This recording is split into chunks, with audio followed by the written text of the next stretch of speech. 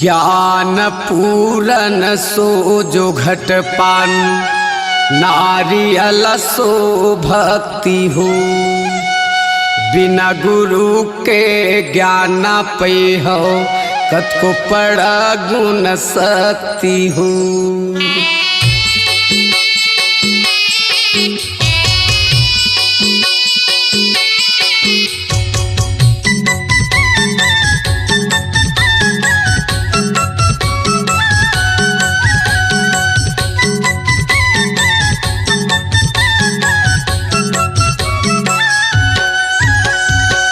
गुरु के ध्यान कर लेगा भैया, जिंदगी पार हो जाही। गुरु के ध्यान कर लेगा भैया, जिंदगी पार हो जाही। ढोल बेते मैला तनला, ढोल बेते मैला तनला, मन ह कैसे धोवाही, मन ह कैसे धोवाही। गुरु के ध्यान कर लेगा भैया, जिंदगी पार हो जाही। गुरु के ध्यान कर ले वो दीदी, जिंदगी पार हो जाही।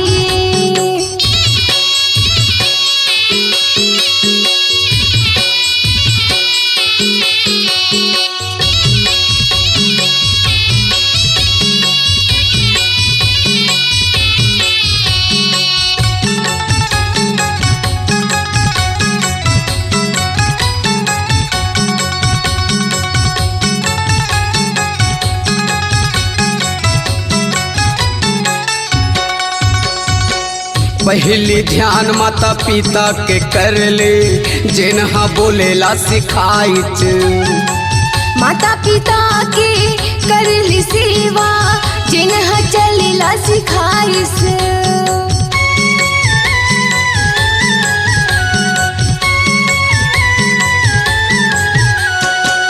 पहली ध्यान माता पिता के कर ले, जिन्हा बोलेला सिखाइच।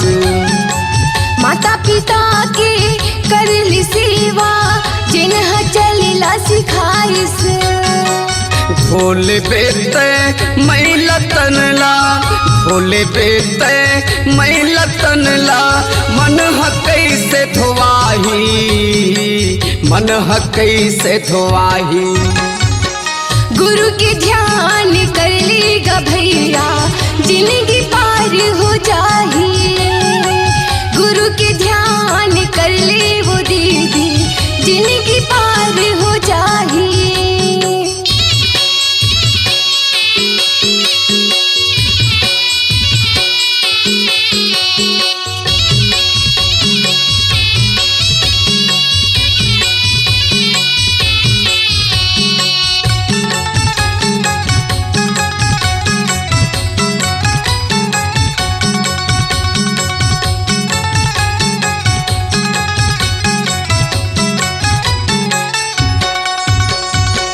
दूसरा ध्यान वो ज्ञानी के कर ले, जिन्हा ज्ञान बताइच। ध्यान कर ले वो ज्ञानी के दीदी, जिन्हा विद्या बताइस।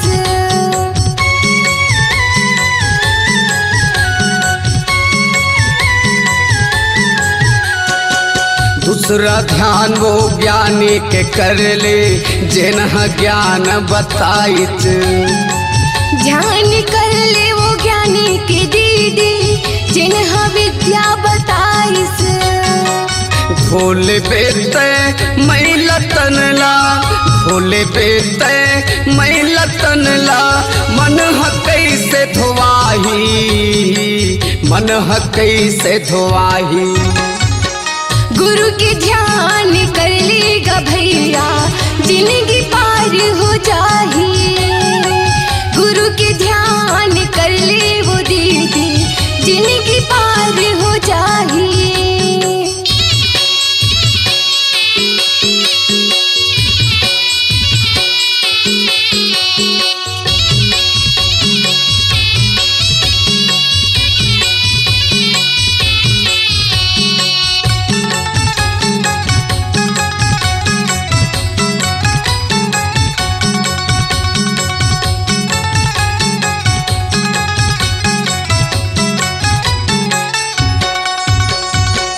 तीसरा ध्यान वो गुरु के कर ले, सत के मार्ग दिखाइत।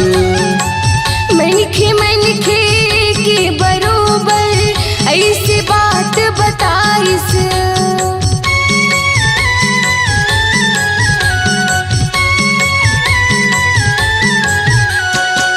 तीसरा ध्यान वो गुरु के कर ले, सत के मार्ग दिखाइत। मनखे के बरोबर ऐसी बात बताइस।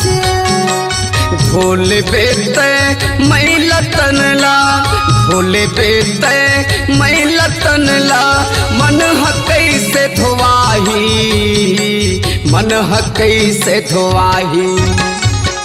गुरु के ध्यान कर लेगा भैया, जिंदगी पार हो जाही।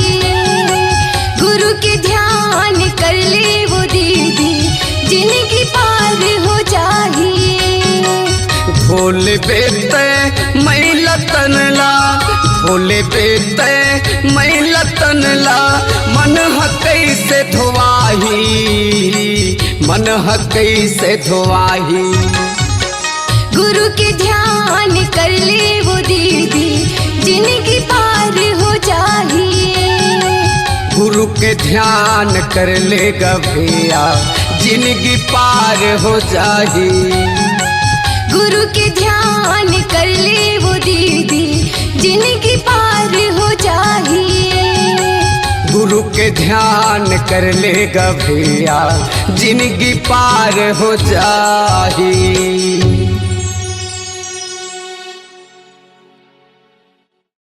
अपनी आवाज को दीजिए एक नया मुकाम। डिजिटल रिकॉर्डिंग की दुनिया का जाना पहचाना नाम स्वरांजलि, जहां गूंजती हैं ध्वनियां अपनी माटी की सौंधी सुगंध के साथ। छत्तीसगढ़ी संगीत के विविध रंग जो पहुंचाते हैं पूरे प्रदेश में डिजिटल रिकॉर्डिंग के संग। स्वरांजलि स्टूडियो, नेमीचंद गली नंबर 2, गंजपारा, रायपुर।